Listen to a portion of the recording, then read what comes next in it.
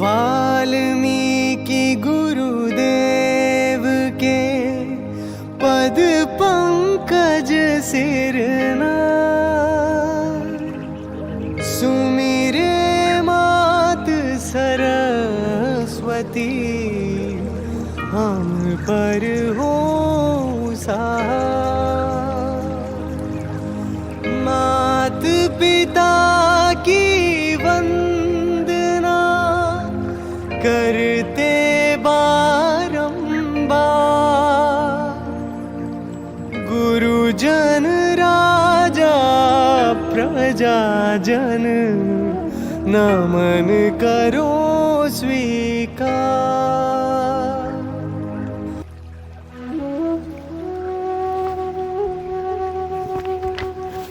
सदाशिव बाबा की जय, महाप्रभु श्री रामलाल जी महाराज की जय, आनंद कंद सदगुरुदेव भगवान की जय, कृष्ण कन्हैया लाल की जय, वंशी वारे की जय, माँ राधा रानी की जय। जय गुरुदेव, जय प्रभु जी की, राधे राधे, जय श्री कृष्ण। श्री सदगुरु चरण सेवा का दिव्य आध्यात्मिक लाभ। श्री सदगुरु चरण सेवा का दिव्य आध्यात्मिक लाभ। देवादिदेव महादेव जगतपति जनार्दन श्री सदगुरुदेव जी महाराज की ओर प्रेरित कृपा से उन्हीं की चरण शरण में घटित एक कृपा प्रसंग का वर्णन करने का प्रयत्न यहाँ पर किया जा रहा है। आशा एवं विश्वास है कि योगेश्वर दया का यह कृपा चरित्र अध्यात्म के पथिकों के लिए प्रेरणा स्रोत का कार्य करेगा। उनके मन में योगेश्वर दया के प्रति अवश्य श्रद्धा की वृद्धि करेगा। यह कृपा प्रसंग हमारे परम आदरणीय गुरु भाई श्री मोहनलाल जी अग्रवाल के मकान नंबर 2400 आवास विकास कॉलोनी राजाजीपुरम में सन 1984 में घटित हुआ था। उस कार्यक्रम में हमारे आदरणीय गुरु भाई श्री आर.सी. ठाकुर जी, जो मूल रूप से पहाड़ों के निवासी हैं, आराध्य देव जी के दर्शन लाभ करने एवं योग प्रवचनों को सुनने की नियत से उपरोक्त कार्यक्रम स्थल पर पहुंचे हुए थे। आराध्य देव जी का सिद्ध योग का प्रचार कार्यक्रम लगभग एक सप्ताह का था, जिसमें आराध्य देव जी महाराज अपने पार्षद गणों, हमारे आदरणीय गुरु भाई श्री भुवनेन्द्र झा जी, परम योग सारिका सुश्री डॉक्टर उमा शर्मा एवं अन्य ब्रह्मचारी बच्चों के साथ पधारे हुए थे। इस कार्यक्रम की विशेषता यह थी कि इसमें विश्व प्रसिद्ध श्री कृष्ण रास लीला भी दिखाई गई थी, जो विशेष कृष्णानुरागी साधक वृंदावन निवासी श्री राम स्वरूप जी द्वारा तैयार की गई थी। सिद्ध योग पत्रिका के नियमित पाठकों एवं श्री सदगुरुदेव भगवान की अद्भुत कृपा लीलाएं भाग 4 के पुस्तक में वर्णित प्रसंग मेरे गुरुदेव योगेश्वर भगवान श्री कृष्ण के स्थूल विग्रह नामक शीर्षक की कृपा प्रसंग अवश्य पढ़े होंगे। इस कृपा चरित्र में भगवान श्री कृष्ण ने श्री राम स्वरूप जी के कमरे में रात के 2 बजे प्रकट होकर यह स्पष्टतया समझा दिया था कि धोती कुर्ताधारी अमुक धर्मशाला में अनुष्ठान करने वाला ब्रह्मचारी मैं ही हूँ। तब से लेकर जीवन पर्यंत परमादरणीय श्री राम स्वरूप जी को जब भी आराध्य देव जी श्री सदगुरुदेव की छाया में योगेश्वर भगवान श्री कृष्ण की रासलीला दिखाने को कहा गया या दिखाने का अवसर मिला, उन्होंने निःशुल्क लीला प्रदर्शन किया। यह बात अलहदा है कि निःशुल्क रासलीला दिखाने वाले परम आदरणीय श्री राम स्वरूप जी को शुल्क से ज़्यादा रुपये चढ़ावे के रूप में मिल जाया करते थे। अब हम इस कृपा प्रसंग का मुख्य धारा के किनारे आपको लिए चल रहे हैं, जहाँ स्पष्ट कृपा चरित्र दिखलाई देगा, जो आसानी से आपको मनोगत हो जाएगा।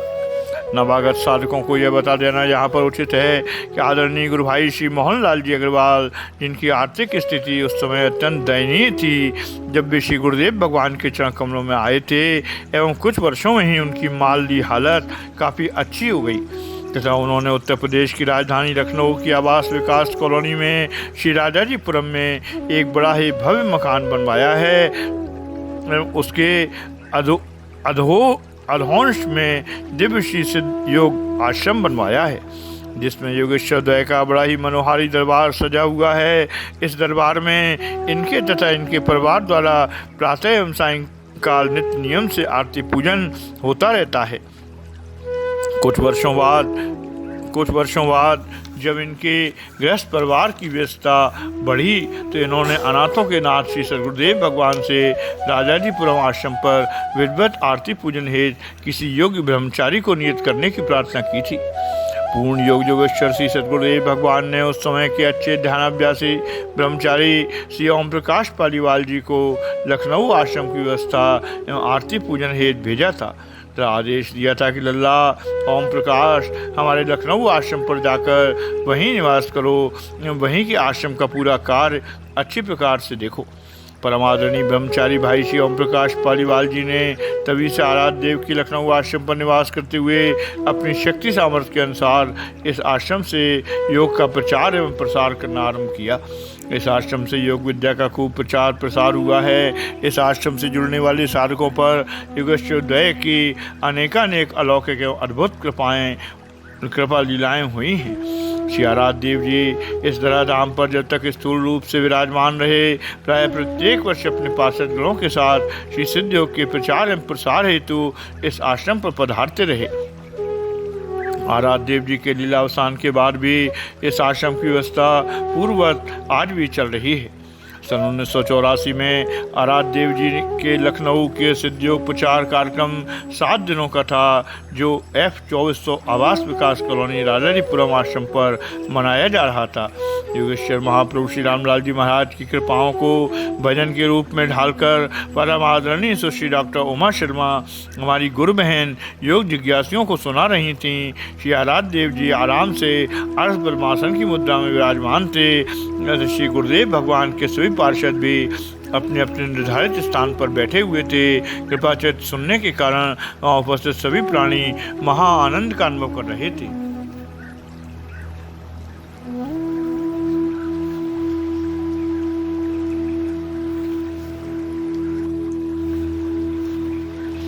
उत्तर प्रदेश के सीतापुर जनपद में एक बहुत बड़ा तीर्थ स्थल है जो नैमिषारण्य के नाम से विख्यात है। यह पृथ्वी माता का बड़ा पवित्र क्षेत्र है, जहाँ योगी श्री सूत जी महाराज ने 80,000 से ज़्यादा ऋषि मंडली को श्रीमद् भगवत कथा का पूरा सविस्तार वर्णन सुनाया था। यह नैमिषारण्य पवित्र पुण्यदाता स्थलों में गिना जाता है। उस स्थान पर बहुत बड़ा विशाल शिवालय मंदिर बना हुआ है। सन 1984 में उस स्थान के मंदिर के मुख्य आचार्य श्री नारदानंद सरस्वती जी महाराज थे, जो परम पूज्य श्री जगतानंद जी महाराज के अग्रगण्य शिष्यों में से थे। श्री नारदानंद सरस्वती जी महाराज ने अपने अंतर्गत की आंखों द्वारा अपने गुरुदेव योगराज श्री चंद्रमोहन जी महाराज की शक्तियों एवं सामर्थ्य का अनुभव कर लिया था। अतः अपने सर्वप्रिय शिष्य श्री राम सेवक सरस्वती जी को उन्होंने हमारे आपके आराध्य देव श्री चंद्रमोहन जी महाराज के यौगिक प्रवचनों से आध्यात्मिक लाभ उठाने के लिए लखनऊ के कार्यक्रम में भेजा था। इस सायंकालीन सिद्धयोग महिला कार्यक्रम में यह आराध्य देव जी से कुछ दूरी पर, जहाँ उनके जगत वंदय जूते चरण पादुका रखे हुए थे, बैठा हुआ था। उसके साथ ही पूरी एकाग्रता से अपने गमछे से आराध्य देव जी की एक चरण पादुका को साफ कर रहा था। अपनी बाईं गोद में चरण पादुका रखकर वो कभी ऊपर का हिस्सा साफ कर रहा था, कभी बाईं तरफ का तो कभी दाईं तरफ का हिस्सा अपने सिर पर रखने वाली तौलिया से साफ कर रहा था। उसने कई बार तौलिए को जूते के भीतरी हिस्से में भी डालकर साफ किया। देखने में ऐसा लग रहा था जैसे किसी प्राणी की कोई कीमती वस्तु धूल से ढक गई हो और वह उसे खूब अच्छी प्रकार से साफ कर रहा हो। इस कर्म को हमारे परम आदरणीय गुरु भाई श्री आरसी ठाकुर जी टकटकी निगाह से देख रहे थे। आदरणीय श्री आरसी ठाकुर जी को इस सत्संग स्थल पर नेत्र बैठे थे। उस स्थान से उठे और नैमिषारण्य निवासी सालक के पास जाकर बैठ गए। आराध्य देव जी का एक पैर की चरण पादुका वो साफ कर रहा था। उसके पास जाकर इन्होंने जय गुरुदेव जी की कहा तो उसने भी श्री जय गुरुदेव जी की कहा। और अपरिचित साधक को देखकर भाई जी ने निवेदन किया, आपका नाम क्या है भाई जी? उस साधक ने उत्तर दिया, भाई जी मेरा नाम राम सेवक सरस्वती है। तुरंत आदरणीय श्री आरसी ठाकुर जी प्रश्न किया, आप कहाँ से आए हुए हैं? इस स्थान का पता आपको कैसे चला या आने का निमित्त क्या बना? आदरणीय श्री राम सेवक सरस्वती जी ने उत्तर दिया, मेरा स्थान तो पवित्र स्थल नैमिषारण्य है और मेरे गुरुदेव का नाम प्रातः स्मरणीय पुनीत श्री नारदानंद सरस्वती जी है, जो नैमिषारण्य क्षेत्र के मुख्य आचार्य हैं। उनकी अध्यात्म में गहरी पैठ है। उन्होंने इस पूर्ण ब्रह्म योगेश्वर के यौगिक प्रचार का आध्यात्मिक आनंद प्राप्त करने के लिए हमें यहाँ का पता बताकर भेजा है। भाई श्री आरसी ठाकुर जी ने प्रश्न किया, इस चरण पादुका को आपने ऐसे गोद में लिए हैं जैसे कोई बेश कीमती पदार्थ है। उस साधक ने उत्तर दिया, निस्संदेह पूर्ण ब्रह्म की चरण पादुका अमूल्य निधि है और इसे साफ करने के मैं अपने आप को गौरवान्वित महसूस कर रहा हूँ। तदनंतर भाई श्री आरसी ठाकुर जी ने उस साधक से निवेदन किया, यदि आपको कोई ऐतराज़ न हो तो दूसरी चरण पादुका को मैं अच्छी प्रकार से साफ कर दूं। उस साधक ने बड़ा ही सटीक उत्तर दिया, मुझे कोई ऐतराज़ नहीं है, बल्कि मुझे प्रसन्नता होगी कि आप दूसरी चरण पादुका को खूब अच्छी प्रकार से साफ कर देवे। वैसे आप इन गुरुदेव के शिष्य हैं, अतः आपका चरण पादुका पर हमसे ज़्यादा अधिकार है। उस साधक के इतना कहने पर श्री आरसी ठाकुर जी ने दूसरे पाँव की चरण पादुका अपनी रूमाल से साफ करना आरंभ किया। जैसे जैसे उस साधक ने एक चरण की चरण पादुका साफ की थी, वे भी उसी प्रकार नकल करते हुए दूसरी चरण पादुका साफ कर रहे थे। उन्होंने भी खूब अच्छी प्रकार से चरण पादुका की सफाई जारी रखी। आदरणीय श्री आरसी ठाकुर जी उनकी चरण पादुका की सफाई की नकल कर एक पैर की चरण पादुका साफ कर रहे थे एवं मनी मन विचार कर रहे थे, पुण्य क्षेत्र ने शरण का यह साधक किस भावना को मनोगत करके आराध्य देव श्री सद्गुरुदेव जी महाराज की चरण पादुका लगभग आधा घंटे से अधिक समय से साफ कर रहा है। इनके मन में आराध्य देव जी के प्रति श्रद्धा तो थी, परंतु आराध्य देव जी के प्रति इनकी श्रद्धा से उस साधक की श्रद्धा कई गुना ज़्यादा अधिक थी। अपराह्न 4:30 बजे के बाद परम कृष्णानुरागी श्री राम स्वरूप जी अपनी पार्टी की रासलीला आरंभ करने की आज्ञा 2 बार आराध्य जी के मांगे। इन दोनों बार आराध्य जी का लीला अभी थोड़ी देर बाद चालू करते हैं। आराध्य देव जी ने श्री राम स्वरूप जी को अपने पास ही आसन पर लगवा कर बैठने का आदेश दिया। श्री राम स्वरूप जी गुरुदेव जी की आज्ञानुसार उनके पास ही निर्धारित स्थान पर विराजमान हो गए। विद्वत समाज में आदरणीय साधक गुरु भाई बहनों एवं प्रिय नवागंतुक योग जिज्ञासु साधकों को वहाँ का प्रसंग भली प्रकार समझने के लिए स्थान एवं दृश्य का स्पष्ट वर्णन करना समाचीन होगा, जो निम्न प्रकार स्थित है।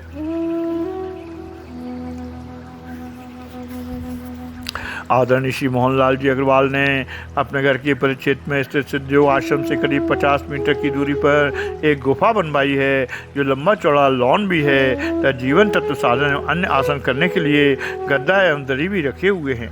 इसी लॉन एवं हॉल में योगेश्वर भगवान श्री कृष्ण की रासलीला का प्रदर्शन कृष्णानुरागी श्री राम स्वरूप जी किया करते थे। श्री राम स्वरूप जी जब आराध्य देव जी महाराज के सानिध्य या निर्देशन में रासलीला किया करते थे तो उनका विधान था वो यह था कि रासलीला का प्रदर्शन करने से पहले वो प्रार्थना करके उन्हें श्री आराध्य देव जी महाराज के उचित आसन पर रासलीला देखने हेतु विराजमान कराते थे एवं फिर श्री गुरुदेव भगवान के मुखारबिंद से रासलीला को आरंभ कराने की आज्ञा लेकर ही रासलीला का प्रदर्शन आरंभ किया करते थे। पंडित श्री राम स्वरूप जी ने आजन्म में इस नियम का बाकायदा पालन किया। साधकों को एक बात बताना उचित समझता हूँ कि कृष्णानुरागी श्री राम स्वरूप जी की रासलीला पार्टी 70 के दशक में ही 5 दिन की रासलीला की 35,000 से 50,000 रुपये तक का शुल्क लिया करते थे, जबकि आराध्य देव जी की आज्ञा से जब भी उन्होंने रासलीला का प्रदर्शन किया यह बिल्कुल मुफ्त में किया गया। धन्य है श्री योगेश्वर हमारे श्री सद्गुरुदेव भगवान, धन्य है कृष्णानुरागी परम आदरणीय श्री राम स्वरूप जी महाराज।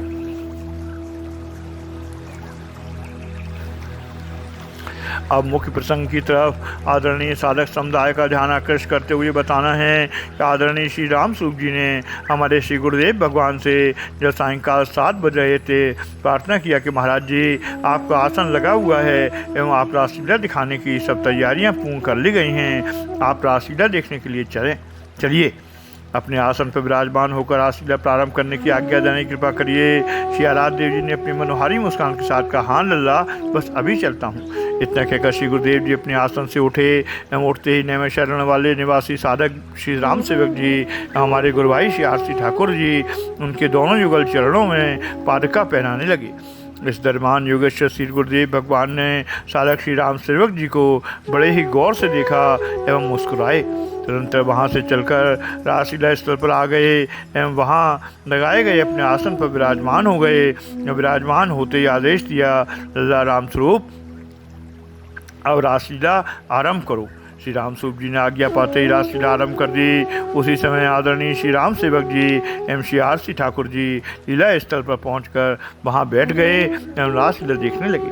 हमारे आदरणीय गुरु भाई श्री ठाकुर साहब के मन में अभी असमंजस की स्थिति बनी हुई थी। आखिर किस कारण आदरणीय श्री राम सेवक जी गुरुदेव भगवान की चरण पादुका इतने श्रद्धावान होकर अपने सिर पर रखने वाली तौलिया से साफ कर रहे थे।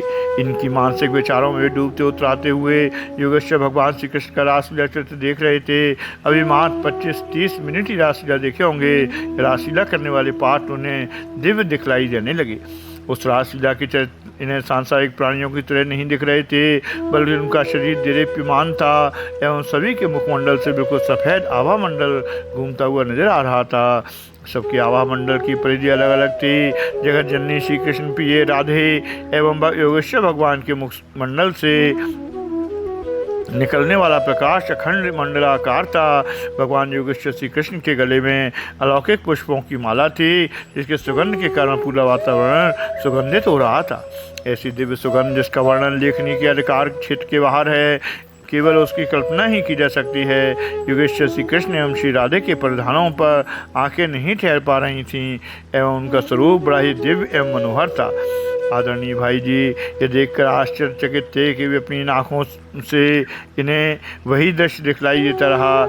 ये वहाँ से उठे, जाकर हाथ मुँह धोए, फिर आकर आश्चर्य के दृश्य देखने लगे। उन्हें फिर वही दृश्य दिखलाई देता रहा।